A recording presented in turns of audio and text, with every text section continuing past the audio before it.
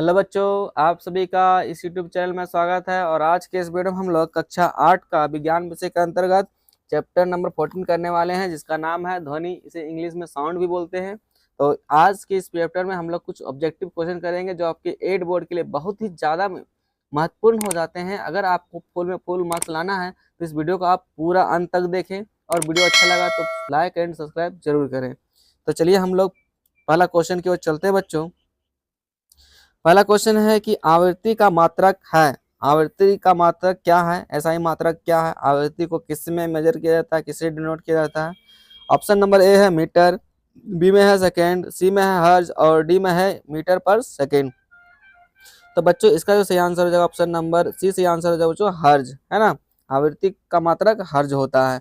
Next हम लोग 2 number question की ओर चलते हैं बच्चों। सेकेंड नंबर हमारा क्वेश्चन है कि ध्वनि संचरित हो सकती है केवल ठोस में, केवल द्रव में, केवल वायु या गैस में, ठोस, द्रव तथा गैस तीनों में, है ना। तो बच्चों आपको पता होगा कि जो ध्वनि होती है वो ठोस, द्रव और गैस तीनों में संचारित होती है। ठीक है।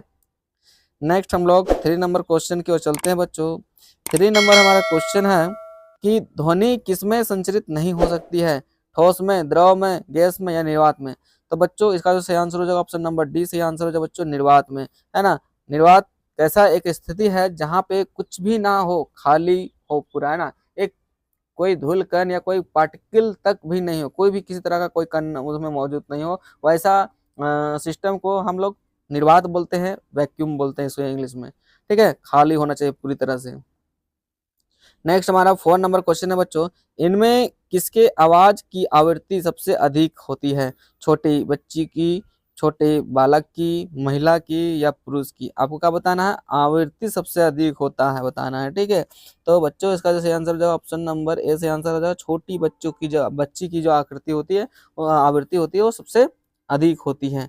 नेक्स्ट हम लोग 5 नंबर क्वेश्चन की ओर चलते हैं बच्चों।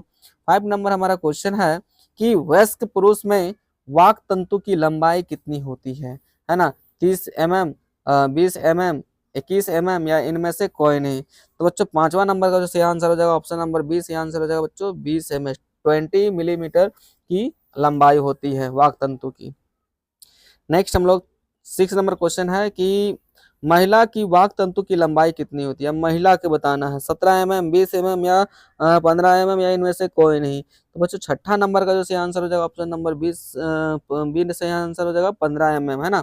पुरुष की बात करें तो पुरुष की आपको 20 mm हो जाएगा, और लेकिन महिला का 15 mm होता है वाक तंतु की लंबाई।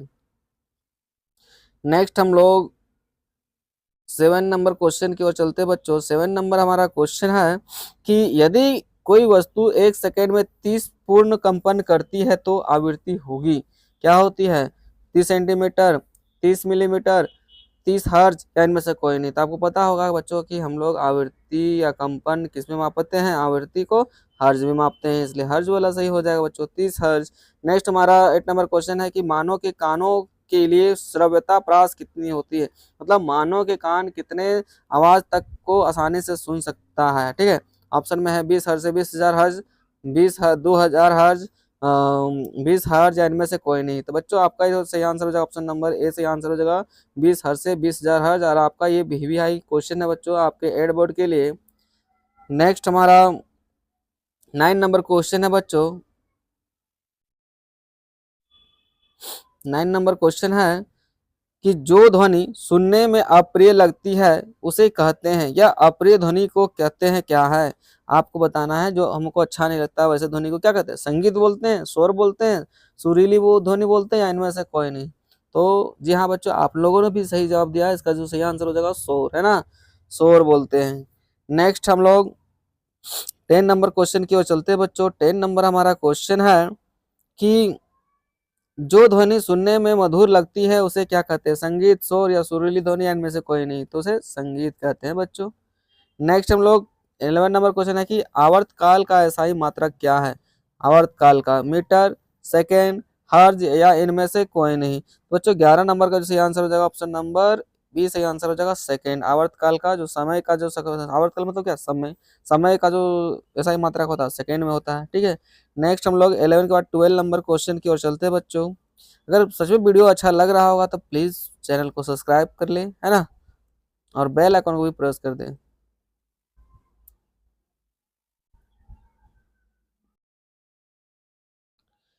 12 नंबर क्वेश्चन है बच्चों कि ध्वनि की प्रबलता किस कारक पर निर्भर करती है? आयाम पर, तारत्व पर, शोर पर, या इनमें से कोई नहीं? तो बच्चों इसका सही आंसर हो जाएगा ऑप्शन नंबर ए सही आंसर हो जाएगा आयाम पर। जो ध्वनि की प्रबलता होती है वो आयाम पर निर्भर करती है। नेक्स्ट हम लोग 13 नंबर क्वेश्चन की ओर चलते हैं बच्चों। 13 नंबर क्वेश्चन है कि ध्वनि की प्रबलता की माप की जाती है जूल में, डेसिबल में, पास्कल में, या न्यूटन में? तो बच्चों 13 नंबर का सही आंसर हो जाएगा ऑप्शन नंबर बी सही आंसर हो जाएगा, डीबी में मेजर किया जाता है। ठीक है, किस में मेजर किया जाता है? डीबी में, डेसिबल में। नेक्स्ट हम लोग 14 नंबर क्वेश्चन की ओर चलते हैं बच्चों। हमारा 14 नंबर क्वेश्चन है कि अश्रव्य ध्वनि की आवृत्ति कितनी होती है?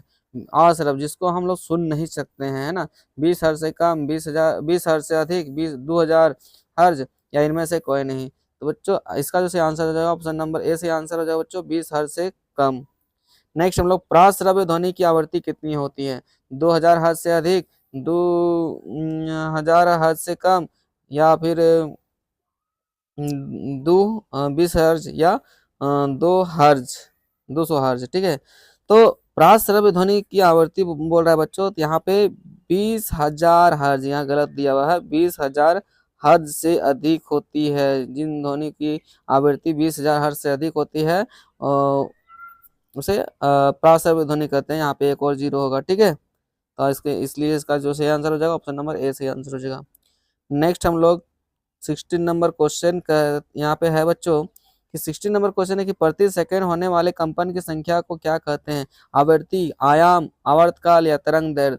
तो बच्चों इसका जो सही आंसर हो जाएगा ऑप्शन नंबर ए सही आंसर हो जाएगा, आवर्ती कहते हैं। ठीक है, नेक्स्ट हम लोग 17 नंबर क्वेश्चन की ओर चलते हैं बच्चों। हमारा 17 नंबर क्वेश्चन है,